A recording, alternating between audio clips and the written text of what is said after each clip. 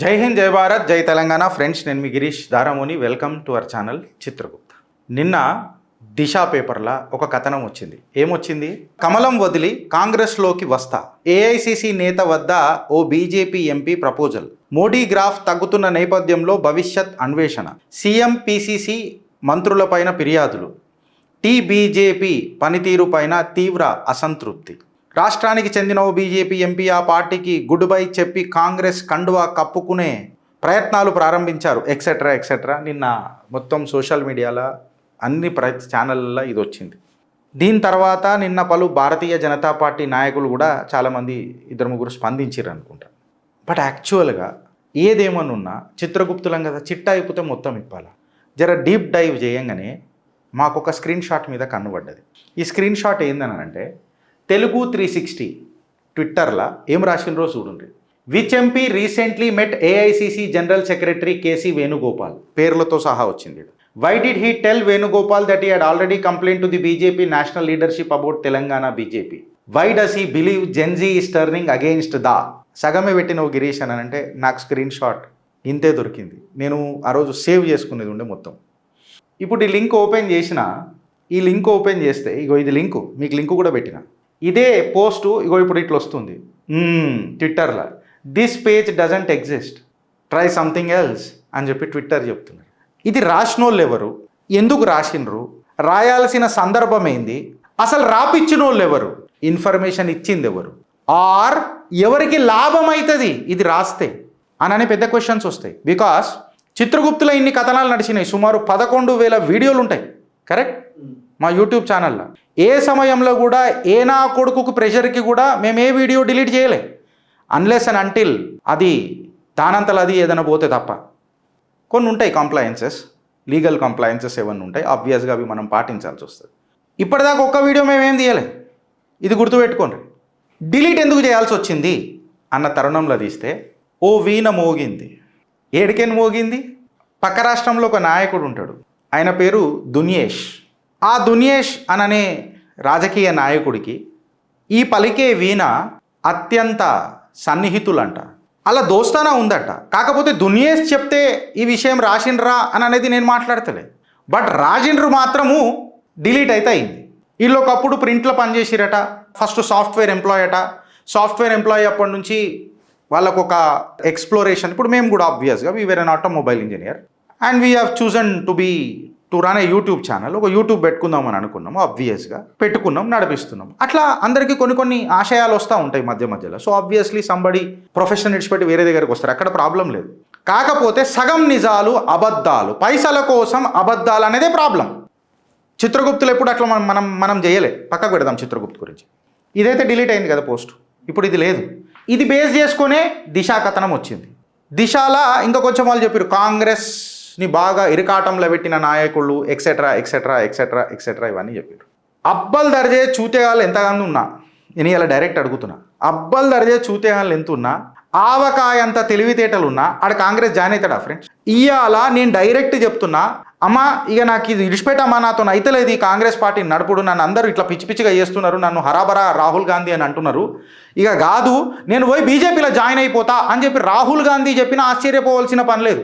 సీరియస్గా చెప్తున్నా ఇది పరిస్థితి కాంగ్రెస్ దియాలి. రాహుల్ గాంధీ అయినా భారతీయ జనతా పార్టీలో వచ్చి జాయిన్ అయితే నువ్వు ఆశ్చర్యపోవాల్సిన పని లేదు.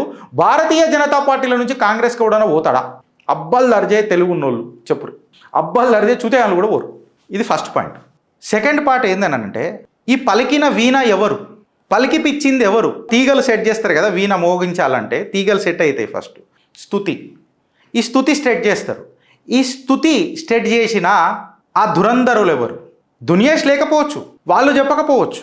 కాకపోతే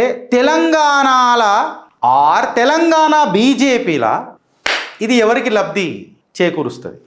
ఇప్పుడు ఒక పదవి రావాలన్నా, ఒక పదవి పోవాలన్నా నువ్వు పార్టీకి ఎంత కట్టుబడి ఉన్నావు, పార్టీలో ఎంత క్రమశిక్షణగా ఉన్నావు, కార్యకర్తలతో ఎంత కలిసి ఉన్నావు, ఏ కులానికి చెందినోళ్ళవి, క్యాస్ట్ ఈక్వేషన్ ఏముంది, సోషల్ ఇంజనీరింగ్ ఏమున్నది, దాంతోపాటు నీకు పదవి ఇస్తే నీకు ఆ సామర్థ్యత ఉందా?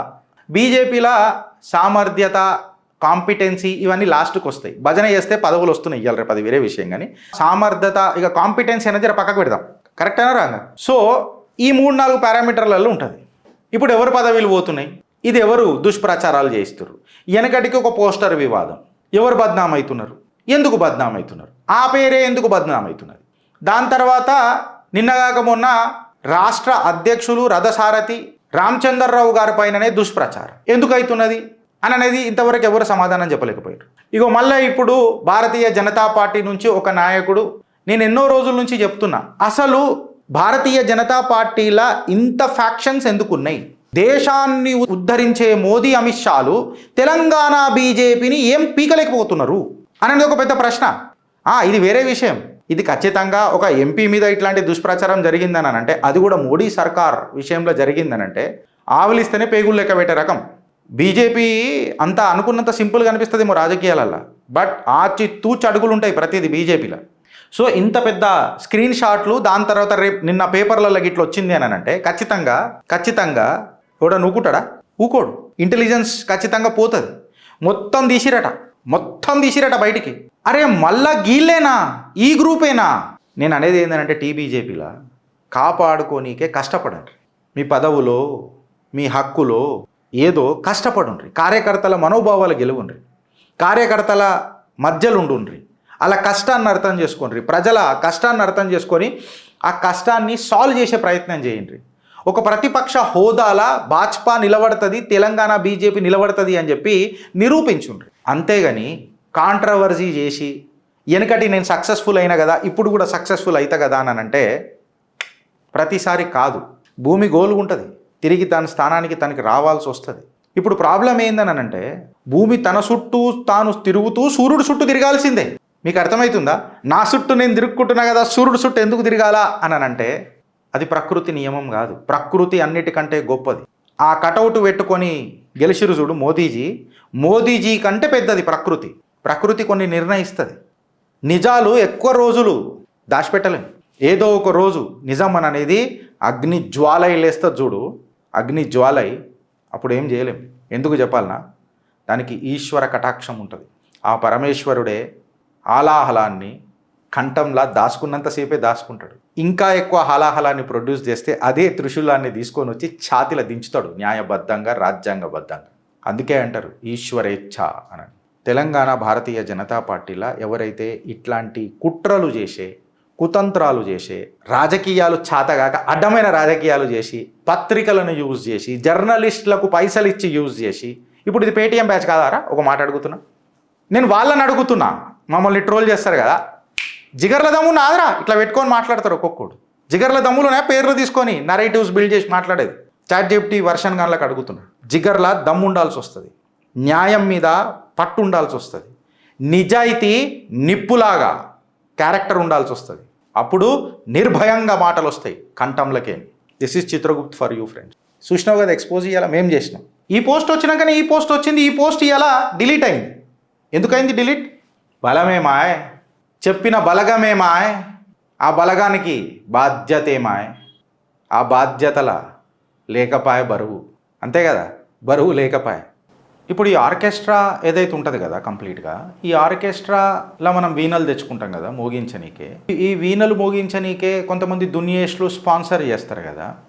మళ్ళీ ఈ స్పాన్సర్ చేసిన దునియేష్లు కూడా మన కూటమిలు ఉన్నారనుకో ఫర్ ఎగ్జాంపుల్, అంటే మనోళ్ళే ఉంటారు కదా కొంతమంది. ఇప్పుడు మనోడు రా అని చెప్తాం కదా, ఆబ్వియస్గా దీన్ని వెన్నుపోటే అంటారు కదా. కరెక్టా రాంగా?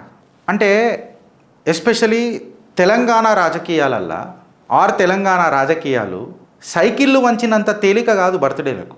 భారత్ మాతాకి జై.